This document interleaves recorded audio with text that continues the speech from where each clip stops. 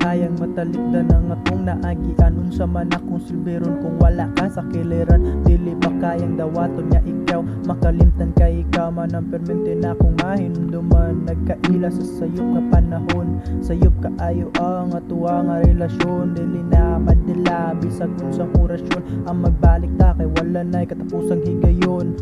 Nahigugma sa sakto nga tawo, apan sukwahi ikaw ug ako ang agianan sa hangtod sa kahangturan. Kay naliko sa katapusan, ikaw ang babaeng unang gihigugma, kinaunhang nagpatulo sa mga luha. Pero karon dapat ang dawaton kay dili na mabalik ang nausik nga panahon. Naapirmi ang kalipay, pero dili sad magdugay. Maguna jud ang kalipay, ug ulahi ang pagmahay. Naapirmi ang kalipay, pero dili sad magdugay. Maguna jud ang kalipay, ug ulahi ang pagmahay.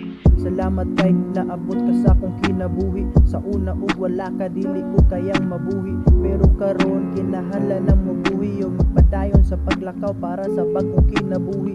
Kung pwede man baliko ng mga niaging panahon, mga sayop sa pagpili ako ng tarungon. Kay daghang mga nasayang sa akong mga desisyon nga walay pulos ug maoy hinungdan sa paghigwaos. Ikaw mao ang rason sa akong pagbangon, kay ikaw man ang inspirasyon sa labay nga panahon. Ikaw ang mahuna-hunaan sa unsa ang buhaton, perming ikaw ug ikaw lang gihapon. Kada makita nako ang bituon, ikaw lang gihapon. Kada bangon ako sa kabuntagon, ikaw lang gihapon. Rason sa mga luha nako karon, ikaw lang gihapon. Rason maong hamtog nako karon, kay ikaw ra gihapon. Ikaw ra gihapon, ikaw ra gihapon, ikaw ra gihapon.